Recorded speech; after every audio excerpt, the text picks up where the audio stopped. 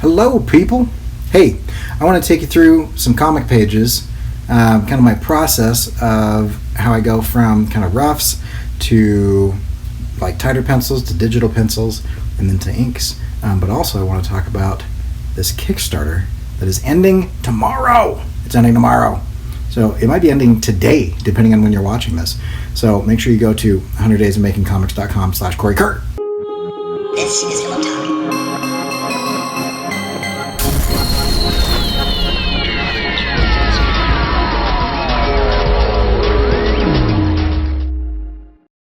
Okay, so I'm going to go through this page. This page is from my short story From Hell's Heart, which is in this Kickstarter anthology. So there's an anthology that's been going on. If you have watched any of my videos recently, you know what I'm talking about. If not, almost 30 creators, a bunch of stories, 4-page stories about crazy creatures and cryptids and stuff like that. It's going to be really awesome. Also, we're having a little bit of a contest of who can drive the most traffic. So even if you're not going to back it, you should back it because it's rad. But even if you're not going to back it, hit pause on this video real quick. Go to 100daysofmakingcomics.com/Cory K, C-O-R-Y-K. It's on the bottom of the screen. And click on that button to go to the Kickstarter. And that'll really help me out because I'm like, I don't know, like 15 hits behind like the leader, and that'd be really fun to win. So there's that. So do that really fast and then come back. We'll talk about this page because I'm going to take you through like the process of like how I get to this page because it's kind of like a step-by-step thing. So yeah, do that. We'll come back. So I start on a big giant pad, and I use kind of a Sharpie or something blunt. And so you can see like kind of the 4-page story here. You can see like the script kind of going on there. Little notes. I'll use different colors to kind of like help me differentiate what's going on. But the idea on this is loose, fast, kind of gestural stuff. And so this is the first idea that I had. Initially, I had the idea of a Zaratan, which is a giant turtle that is often mistaken for like an island. And so I thought I should have this whole thing kind of on a pub in the forest on top of a Zaratan, and I thought that should be at the top, and then there'd be a bunch of seaweed, and then kind of a bunch of panels at the bottom, and that's kind of like where it started. And so from here, this is pretty rough. Let me give you there's my foot for reference. Kind of a weird reference, but you know, it's, I don't know, not huge but not tiny, but really rough because I'm using something kind of blunt. So that stage is mainly to get like the script and the pacing and stuff down. This stage, I'm jumping into my sketchbook. It's like an 8.5 by 11 sketchbook, pretty, basic, hardbound. And so the idea here is I'm going to start trying to do composition. Like I'm trying to figure out like what goes in what. And because it's pretty loose, you'll see that I'm working out like different like heads. Like you can see me kind of playing with the Zaratan of whether or not he's gonna have his mouth open or be facing us or be turning away. I'm painting some or drawing from some reference there, working out like lettering and stuff like that. Let me zoom in here so you can kind of see what's going on. Since my story takes place with Captain Ahab, who's dead, resurrecting and gathering like a bunch of supernatural things, I thought it might be interesting to kind of introduce the idea of death and decay at the very beginning, because that's kind of what happens in the story. And so in this, he's telling the story, Ishmael is telling the story, and a cockroach crawls out of his pea coat, climbs into his drink, and then dies. And I didn't end up going with this, but I still really like the concept of kind of the narrative. Ultimately, though, that didn't work as well for the script that I had going on because I needed more breaks to make the story less boring. And so this is what I would call kind of like script blocking. I don't know what the official term is. But I have like the lines, and I need to figure out how many panels I've got to make the lines work.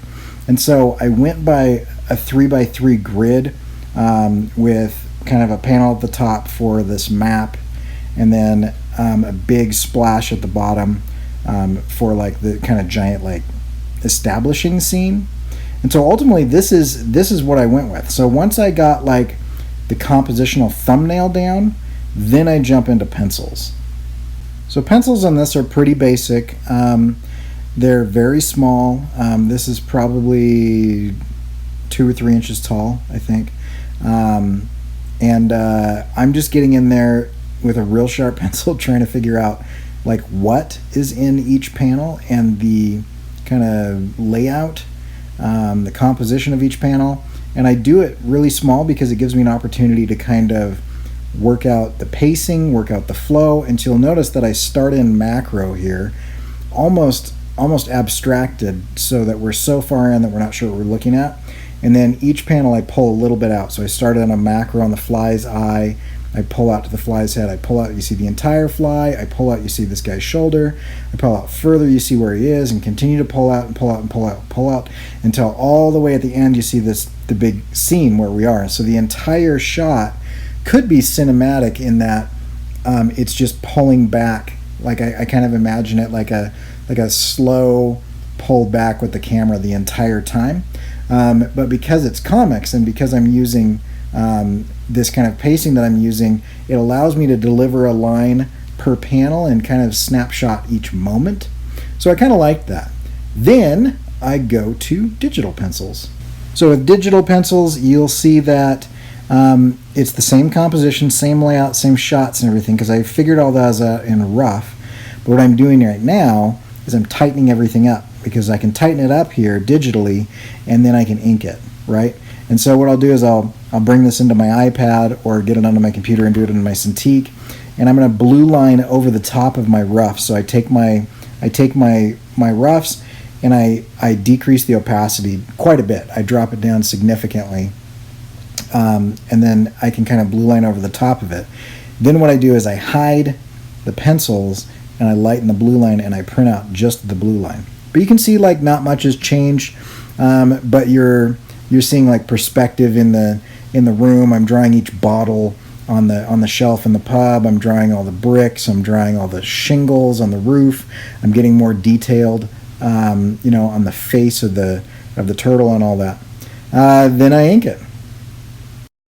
So listen, this and 3 other of my pages make up an awesome story that you guys should read. Also, there are many other really cool pages in this book from different authors, different artists, and lots of different styles and everything. It's really cool. You should check it out.